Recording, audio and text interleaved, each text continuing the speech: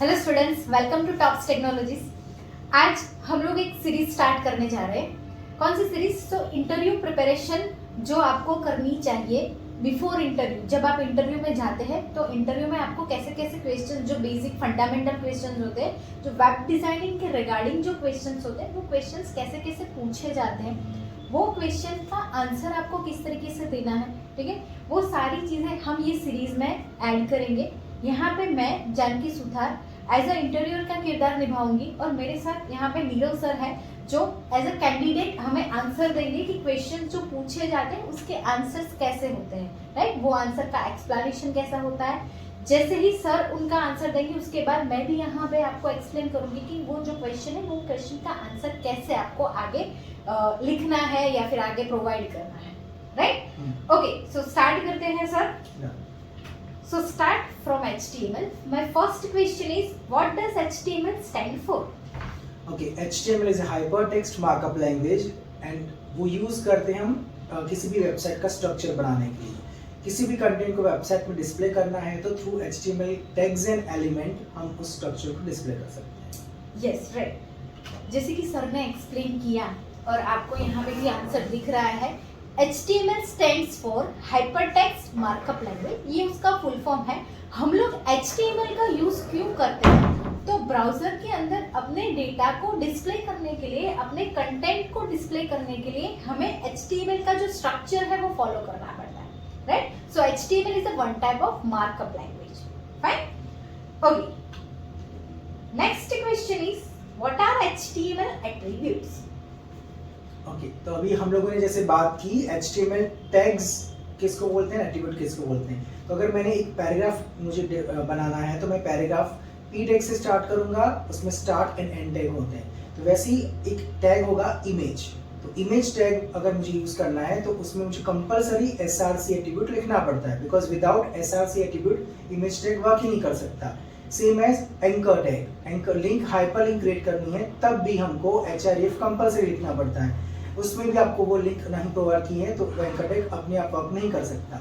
सो वो attribute start tag में हम लिखते हैं, वो डिसाइड करता है कि आपका टैग किस तरह से बिहेव करेगा। Yes, fine. ओके, जैसे कि सर ने बताया एट्रीब्यूट क्या है, तो एट्रीब्यूट हम बोल सकते हैं कि एलिमेंट की प्रॉपर्टीज है, राइट। फॉर एग्जांपल एक इमेज टैग है तो इमेज को कॉल करने के लिए हमें हमारे पास SRC एट्रीब्यूट होता है, राइट, कि वो इमेज कहाँ से आ रही है उसका पाथ डिफाइन करना पड़ता है, एज वेल एज कौन सी इमेज हमको कॉल करनी है वो भी हमें SRC एट्रीब्यूट के अंदर पास करनी पड़ती है। तो एट्रीब्यूट क्या करता है, पर्टिकुलर एलिमेंट की प्रॉपर्टीज को डिफाइन करता है। जैसे इमेज टैग है, दूसरा ए टैग जो हाइपरलिंक बोला जाता है कि एक पेज पे से अगर दूसरे पेज पे रिडायरेक्ट होना है तो अपने पास ए के साथ एट्रीब्यूट है href करके, जिसमें हम रेफरेंस पास कर सकते हैं कि कौन से पेज पे आपको रिडायरेक्ट होना है, fine. So this is attributes. Move on to next question. Name some new features which were not present in HTML but are added to HTML. Fine. Okay, there are certain features like SVG, graph, canvas, and also there are some new tags added in HTML5. तो HTML5 के जो new tags हैं उसमें header, section, aside, article, nav, footer, ये सभी tags add हुए हैं, जिससे क्या होगा कि आप जो भी स्ट्रक्चर बनाते हैं उसके लिए आपको अलग से क्लास या आईडी डिफाइन करने की जरूरत नहीं पड़ती, वो खुद टैग डिफाइन करता है वो structure. Yes, fine. See HTML5, so HTML5 क्या है? HTML5 के अंदर नए नए फीचर्स ऐड किए हुए, नए नए एलिमेंट्स ऐड किए हुए, कोई नई टेक्निक नहीं है। जो हम HTML4 में करते हैं वही HTML5 में भी करते हैं, बट हाँ HTML5 के अंदर हमें बहुत सारे नए नए एलिमेंट दिए हुए हैं जो स्ट्रक्चर प्रोवाइड करता है। फॉर एग्जाम्पल, हमें कोई एक लेआउट बनाना है, वेबसाइट का लेआउट बनाना है, तो वो वेबसाइट के अंदर बट ऑफ वैसे एक हेडर पोर्शन होता है, एक फुटर पोर्शन होता है, राइट। तो वो हेडर पोर्शन के लिए हमें अलग से डिवीजन लेके उसके अंदर क्लास अप्लाई करने की कोई रिक्वायरमेंट नहीं रहती है। रीजन, अपने पास रेडीमेड हेडर एलिमेंट है, हेडर टैग दिया गया है तो हम उसका यूज कर सकते हैं। वैसे फुटर के लिए फुटर टैग है। तो ऐसे बहुत सारे HTML5 के अंदर एलिमेंट्स दिए गए हैं, लाइक हेडर है, फुटर है, नेव टैग है, असाइड है, आर्टिकल है। सो ये सारे नए प्रोवाइड किए गए HTML5 के अंदर, fine. question is define semantic elements in HTML. Okay, first of all semantic element का मतलब ये होता है कि आप कोई भी टैग लिख रहे हो तो उसका मीनिंग वो रिप्रेजेंट करता है, कि वो ब्राउजर और डेवलपर दोनों को मीनिंग प्रोवाइड करता है। फॉर एग्जांपल मैंने पी टैग लिख लिया, या फिर जैसे अभी हम लोगों ने बात की हेडर टैग की, तो हेडर टैग अगर मैं लिख रहा हूँ दैट मीन्स ब्राउजर को भी पता है कि मुझे हेडर डिफाइन करनी है और डेवलपर को भी पता है कि मैं हेडर डिफाइन कर रहा हूँ। So header, footer, aside, article, again ये सब टैग्स सिमेंटिक एलिमेंट्स में आएंगे। यस, जैसे सर ने बताया कि सिमेंटिक एलिमेंट्स तो वो भी एक HTML का ही पार्ट है।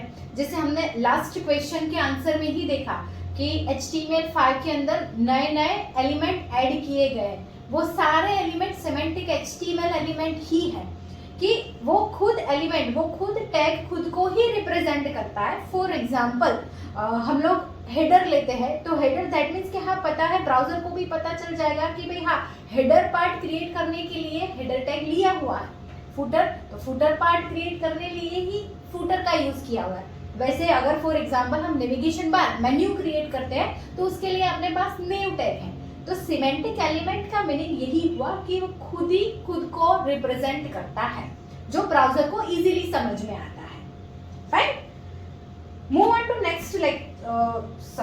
To next question, why meta tags are used in HTML? Okay, meta tag SEO purpose के लिए फर्स्ट यूज होता है। जैसे कि आप कोई भी वेबसाइट बनाते हो तो उसका मार्केटिंग करना पड़ता है, कि वेबसाइट बना दी, लाइव भी कर दी, बट गूगल जब आप सर्च करते हो तो वो नहीं आ सकती, क्योंकि आप एक वेबसाइट बना रहे हो तो आपको हर जगह क्या करना पड़ेगा, बताना पड़ेगा सबको कि ये मेरी वेबसाइट है।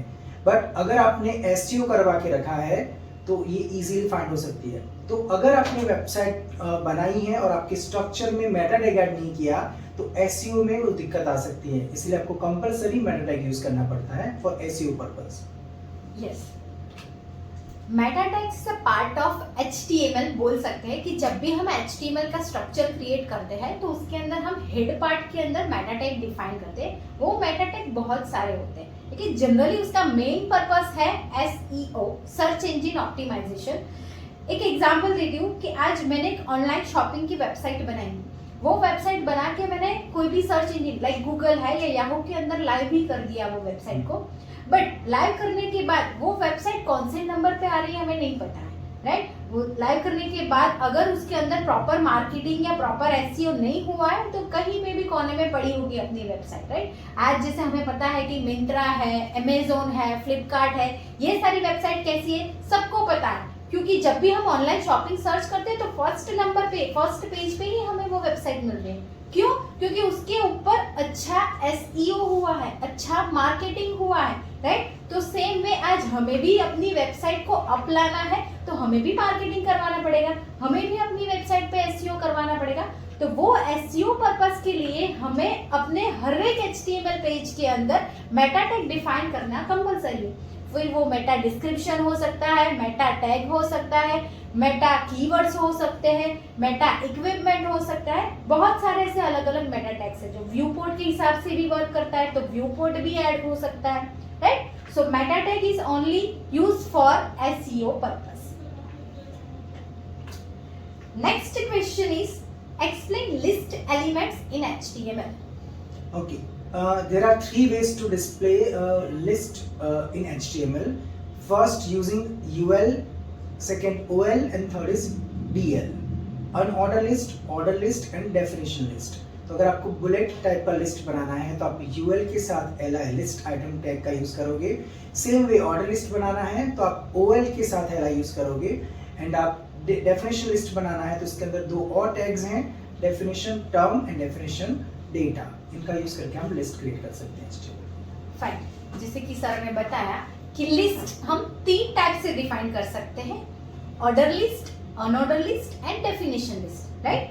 ऑर्डर लिस्ट दैट मीन्स कि वो नंबरिंग हमें प्रोवाइड करता है कि हम एक ऑर्डर में लिस्ट प्रोवाइड करें। कोई भी एग्जांपल ले लो, फॉर एग्जांपल रेस्टोरेंट का मेन्यू क्रिएट करना है तो उसके लिए कैसे लिस्ट में हमें मेन्यू दिखता है कि लाइक पहले रोटी है, देन सब्जी है, देन गुलाब जामुन है, वैसे अलग अलग लिस्ट हमें मिलते हैं, राइट। तो सेम में आज मुझे भी डिस्प्ले करवाना है एज अ लिस्ट, तो वो एज अ लिस्ट डिफाइन करने के लिए अगर आपको उसके आगे नंबरिंग या कैरेक्टर्स प्रोवाइड करने हैं तो हम लोग ऑर्डर लिस्ट का यूज करेंगे।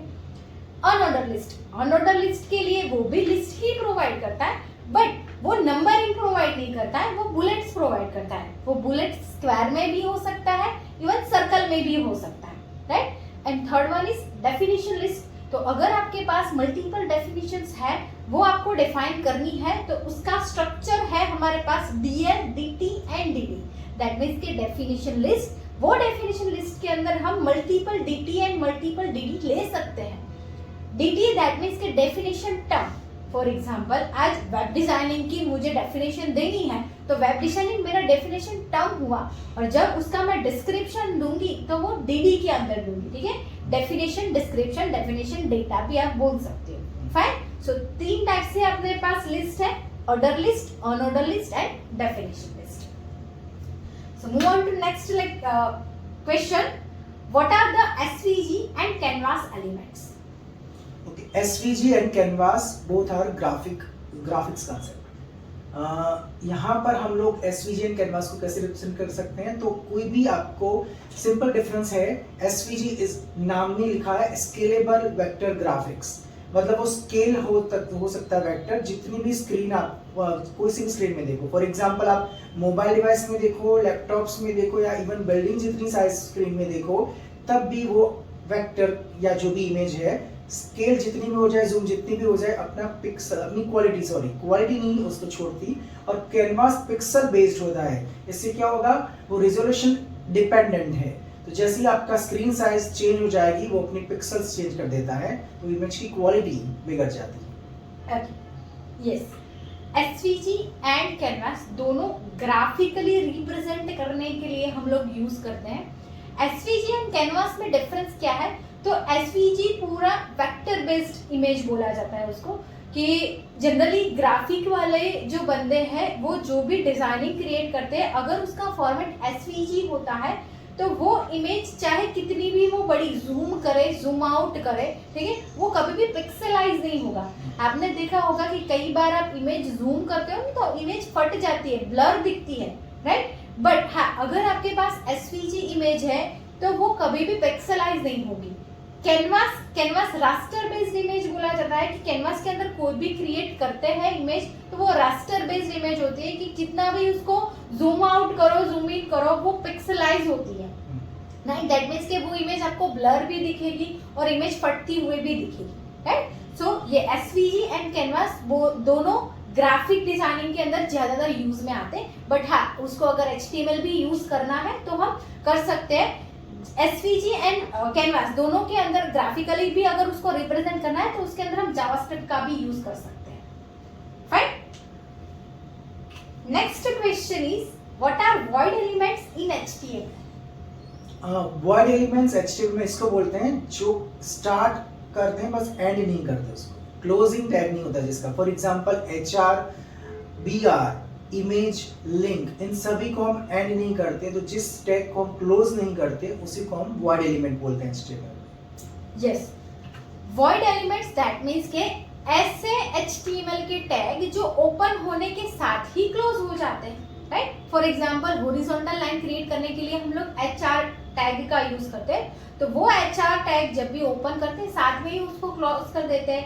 BR टैग है, इमेज टैग है, ऐसे बहुत सारे एलिमेंट्स HTML के अंदर ऑलरेडी है जो ओपन होने के साथ ही क्लोज हो जाते हैं, जिसको बोला जाता है वॉइड एलिमेंट्स।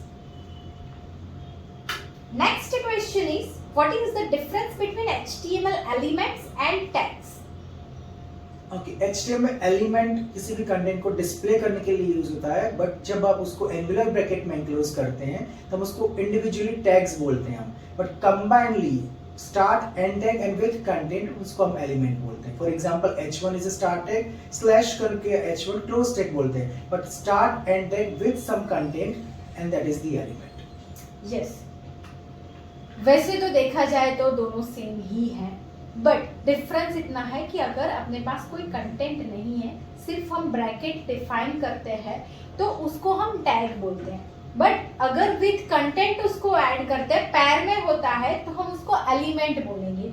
कि फॉर एग्जाम्पल जस्ट मैं पी ऐसा लिखती हूँ तो वो मेरा टैग हुआ, बट पी ओपन के साथ क्लोज और उनके बीच में मैं पैराग्राफ का कोई भी कंटेंट ऐड करती हूँ तो उसको बोला जाता है element. Next question is what is the alter attribute in HTML?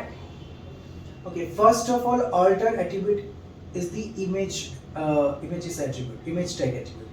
So image के अंदर आप कोई भी सोर्स पास करते हो src के अंदर, और वो सोर्स आपने गलत लिखा हुआ है और साथ में ऑल्टर एट्रीब्यूट भी लिखा हुआ है, तो उस वक्त इमेज लोड नहीं होती, तब ऑल्टर की टेक्स्ट रेंडर हो जाती है ब्राउजर में। और अगर आपकी इमेज का पाथ सही है एंड तब भी आपने ऑल्टर लिखा है, तब ऑल्टर की टेक्स्ट डिस्प्ले नहीं होती। वो उसी केस में डिस्प्ले होगी जब आपका इमेज का पाथ रॉन्ग होता है या फिर आपकी इमेज लोड नहीं होती, उसी केस में। Yes. Alter tag always comes with image tag, right? Sorry, alter attribute always comes with image tag. Alter image tag का एक attribute है कि जब भी हम पाथ देते हैं, अगर वो पाथ इमेज का प्रॉपर नहीं होता है, उसको फाउंड नहीं होता है, तो अल्टर एट्रीब्यूट में हमने जो भी टेक्स्ट लिखे हुए होते हैं वो टेक्स्ट हमें डिस्प्ले होते हैं, राइट? कि इमेज अगर अपनी लोड नहीं लेती है तो अल्टर टैग में, अल्टर एट्रीब्यूट में हमने जो भी लिखा होगा इमेज की जगह हमें वो डिस्प्ले हो जाएगा, राइट? अगर हाँ अपना पाथ सही है तो अल्टर एट्रीब्यूट डिस्प्ले नहीं होगा, राइट? Thank you.